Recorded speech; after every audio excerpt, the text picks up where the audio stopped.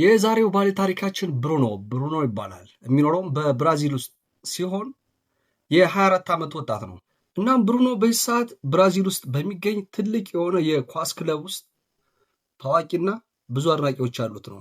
የሚጫወትበት ስፍራ የግብ ጠባቂነት ቦታ ሲሆን በነበረበት በነዛ ሰዓት ውስጥ ማለት ነው በጣም ጥሩ የሆነ ፕሬም ያለው ወይም ደግሞ የሚደነቅ አይነት ልጅ ነበር። ግን ብሩኖ አንድ ከፍተኛና በጣም ውስብስብ የሆነች አንድ ችግር ነበረችበት። እሷ ምንድነች? ሴት ነች። ሴት ከመጠን በላይ ማሳደዱና ማጫወት ይወዳል። እናም ከዕለታት አንድ ቀን ብሩኖ ከጓደኞቹ ጋር ትንሽ ፓርቲ ቤት ያዘጋጅተው እየተዝናኑበት ባሉበት ሰዓት አንድ ቆንጆ ቺክ ይመለከታል። የሴቷም ወይ ደግሞ የቆንጆዋ ሴት ስም ኤሊዛ ይባላል። ኤሊዛ የ24 ዓመት ወጣት ስትሆን በፎቶና በልብስ ሞዴሊንግ የምትታወቅ የሆነች ፋሽን ዲዛይነር ነች።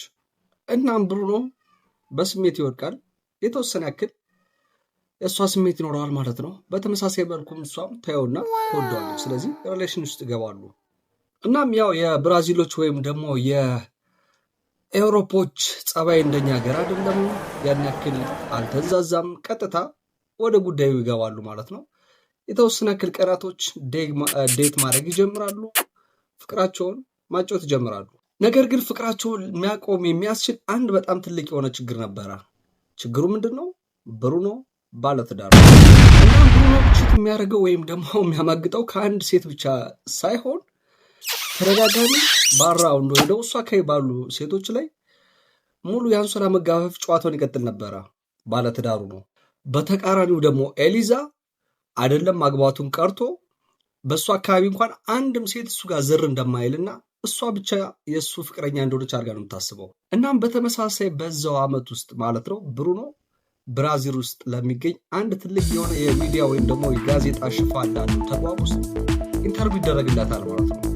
እናም በዚህ አጋጣሚ ምን ይናገራል? እሱ ባለትዳር እንደሆነና ፋሚሊ ወይም ደግሞ ቤተሰቡ ደስተኛ በሆነ ሲቹዌሽን ውስጥ እንዳለ እናም በዚህ አጋጣሚ ሪዛ ይሄንን ማስታወቂያ ወይም ደግሞ ኢንተርቪው ቀጥታ ወዲያውን ትመለከተዋለች ማለት ነው። በጣም ከምታስቡት በላይ ትበሳጫለች፣ ትናደዳለች። ያ ብቻ በቂ አይደለም። በሰዓቱ እሷም ከብሩኖ ነፍሰ ጡር ሆና ነበረ። እናም በዚህ የተበሳጨችውና የተናደደችው ሬዛ ቀጥታ ለሚዲያዎች በመውጣት ብሩኖ እሷ ላይ ምን እንዳደረገ፣ ምን አይነት ሪሌሽን እንደነበራቸው እናም በዚህ ሰዓት የእሱ ልጅ በሆዷ ውስጥ እንደሚገኝና ፍቅረኛ እንደሆኑ ያሳለፉትን ላይፍ በሙሉ እንዳለ ዝርግፍግፍ አድርጋ መናገር ትጀምራለች። እናም በተመሳሳይ ሰዓት ብሩኖ ያን ማስታወቂያና ሚዲያ ላይ ወጣ የተናገረችውን ነገር ሲያይ በጣም ይበሳጫል። ምክንያቱም በዚህ ሰዓት እሱ አንደኛ ባለትዳር ነው፣ ሁለተኛ ደግሞ እሷ ጋር የነበረው ሪሌሽንሽፕ የታቀደና ልጅ እንደሚወልዱ ምንም አይነት ሀሳብ የላቸውም። ስለዚህ አንድ ነገር እንድታደርግ ይጠይቃታል። በቀጥታ ውርጃ እንድታካሂድና ወደሆነ ቦታ ሂዳ ነገሮች እንድትቋጫቸው ያስረዳታል። እናም በተመሳሳይ ሰዓት ብሩኖ ይህን ከፈጸመ በኋላ ከእሷ ጋር ያለውን ግንኙነት ኮምፕሊትሊ ያቆማል። ስትደውለት አያነሳም። ለዲኤንኤ ቴስት እንኳን ቢያስፈልጉት ወይም ደግሞ ከፖሊሶች ቢደውለት አያነሳም። ሙሉ በሙሉ ከእሷ ጋር ያለውን ኮኔክሽን ሙሉ በሙሉ ያጠፋል። ከዛም በመቀጠል ይህን አማራጭ ያየችው ሊዛ ቀጥታ ክስ ትመሰርታለች። እናም በዚህ የተበሳጨው ብሩኖ ይሄን ነገር እስከ መጨረሻው ድረስ ለመቋጨት ሲል አንድ ነገር ያስባል። ያን ያክል የከፋ ነገር ባይሆንም ግን በቀላሉ መንገድ ነገሮችን ለመፍታት ያስባል። እናም ብሩኖ አንድ ቤስት የሆነ ጓደኛ አለው፣ ስፓጌሪ ይባላል። ስፓጌሪ ጋር በመሆን እንዴት አድርገው እሷን እንደሚያግቷትና ለእሱም ኬሪየር ወይም ደግሞ ስሙ እንዳይጠፋ ሊያደርግ የሚችል አንድ የሆነ ዘዴ ያስባሉ። እናም ከዕለታት አንድ ቀን ኤሊዛ አገር ሰላም ነው ብላ መሀል ከተማ ውስጥ ወክ እያደረገችበት ባለችበት ሰዓት ብሩኖ ጋማ ይላታል ከጓደኛው ከስፓጌሪ ጋር እና በፍጥነት መኪና ውስጥ እንድትገባ ካስገደዳት በኋላ ይዟት ላጥናታል። እናም በቀጥታ ብሩኖ ተከራይቶበት በሚኖረው አፓርታማ ውስጥ አፉን ያስገቧታል። እናም ብሩኖ ቀጥታ መሳሪያ ይወጣና ፊት ለፊቷ ላይ ቆሞ ህፃኑ ሊያስወርድ የሚችል ወይም ደግሞ ዲቮርሽን ሊያደርግ የሚችል መድኃኒት በመስጠት ልጁን ቀጥታ እንድታስወርድ ካለበለዚያ ግን ሊገላት እንደሚችል ያስፈራራታል። እሷም አማራጭ ስለሌላት ቀጥታ መድኃኒቱን መውሰድ ትጀምራለች። የሚዋጥ አይነት ፒል ነው። እናም ያን ካደረገ በኋላና ካስዋጣት በኋላ ብሩኖ ቀጥታ እንድትሄድ ይፈቅድላታል። እሷም ቀጥታ ትወጣና በሩጫ ከአፓርትመንቱ ውስጥ ከወጣች በኋላ ቀጥታ አጋጣሚውን ተጠቅሞ እዛ አካባቢ በሚገኝ ፖሊስ ስቴሽን ውስጥ በመሄድ እንዳገታትና አላስፈላጊ የሆነ መድኃኒት እንዳስወሰዳት። እናም ይመስለኛል ብሩኖ እጁ ረጅም ስለሆነና እዛ አካባቢ በሚኖሩ ፖሊሶች ጋር ታዋቂም ስለሆነ እግር ኳስም ታዋቂ ስለሆነ በብር በማስፈራራት የሆነ ጎን ለጎን ያደረገው ነገር ያለ ይመስለኛል። ምንም አይነት የክስ ፋይል በሱ ላይ ሊያቀርቡበት አልቻሉም። እናም ነገሮቹ እንዲህ ባለ ሁኔታ ይጠናቀቃሉ። ነገሮች ሰላም ናቸው በማለት ብሩኖ ወደ ኖርማል ህይወት ይቀጥላል። እሷ ጋርም ያለበትን ግንኙነት ያቆማል። ግን ትልቁና አንድ መጥፎ ነገር ከትንሽ ጊዜያት በኋላ መፈጸም ይጀምራሉ። ነገሩ ምንድን ነው? ብሩኖ ያስዋጣት መድኃኒት ጥቅም ላይ አልዋለም፣ ወይም ደግሞ ልጁ እንዲያስወርድ አላረገም እና ከ7 ወራት ቆይታ በኋላ ማዚ ወንድ ልጅ ትገላገላለች ሆስፒታል ውስጥ እንዳለች እና ማዚ ወንድ ልጇን ከተገላገለች በኋላ ኖርማል የሆነ ኑሮዋን መኖር ትጀምራለች። ከጓደኞቿ ጋር አፓርትመንት ውስጥ ተከራይታ እነሱ ጋርም ልጇን እያስቀመጠች መኖር ትጀምራለች። ግን በእሱ በኩል ምንም አይነት እርዳታና የገንዘብ ድጋፍ ሊመጣላት አልቻለም። እናም ብሩኖ እስካሁን ድረስ እሷ ጋር ምንም አይነት ኮኔክሽን አልፈጠረም። ስልክ ስትደውልለት አያነሳም። እንዲሁም ደግሞ ለዲኤንኤ ቴስት እንኳን አስፈላጊውን መረጃ እንዲሰጣትና ሪሌሽናቸው መቀጠል ባይችሉ እንኳን የልጅ ማሳደጊያውን አውተርኒቲ እንድታስቀጥልለት ብትለምነውም ምንም አይነት ምላሽ ሊሰጣት አልቻለም። እናም ያህል በቃት ያላት የብሩኖ ኤክስ ፍቅረኛ ምን ታደርጋለች ማለት ነው? በድጋሚ ሚዲያዎች ጋር ትወጣና ብሩኖ ያደረሰባትን ነገሮች በሙሉ ልጁ እንደተወለደ ለዲኤንኤ ቴስት እንኳን ሬዲ እንዳልሆነ ያለው ነገር በሙሉ ማስረዳት ትጀምራለች።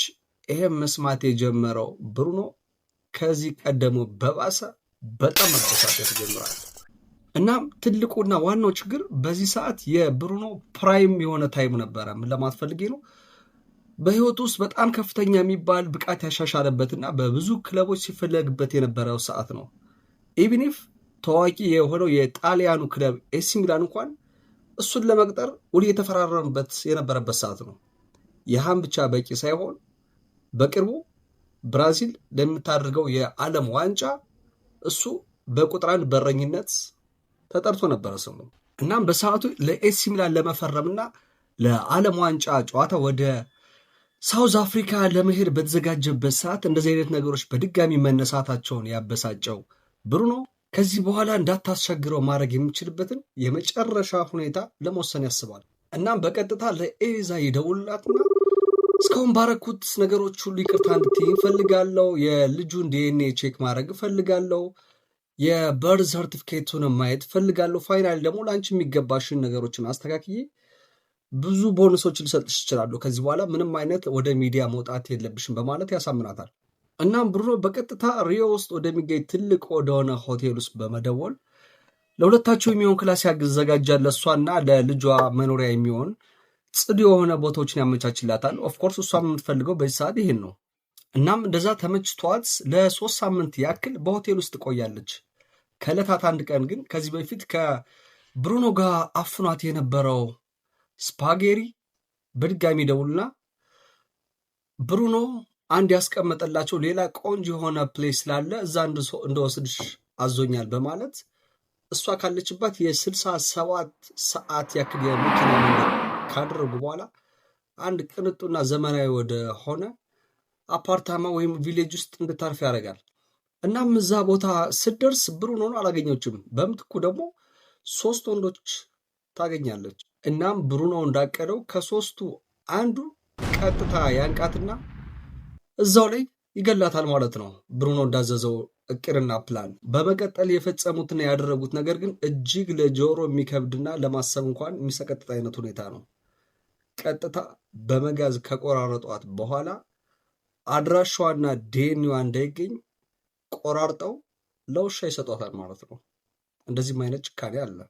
እናም በመቀጠል ብሩኖ ልጁን ይቀበልና ወደ አንድ ራቅ ወዳለ ስፍራ ወስዶ እንዲያሳድጉት ስለተወሰኑ ሰዎች መስጠት ይጀምራል። እናም ከትንሽ ቀናት በኋላ አብራቸው የምትኖረው የነበረችው ኤሊዛ የጠፋቻቸው የእሷ ጓደኞች ቀጥታ ለፖሊስ ሪፖርት ማድረግ ጀምራሉ። እናም ፖሊሶች ወደኋላ መለስ በማለት ያሳለፈቻቸውን ሁኔታ ለሚዲያ የሰጣቻቸውን እሰጥ አገባ የሆነ ቃለምልሶችና ከሱ ጋር የነበራትን ንትርክ ምክንያት በማድረግ ፋይናሊ የመጀመሪያ ተጠርጣሪ ራሱ ብሩኖ እንዲሆን ያደርጋሉ።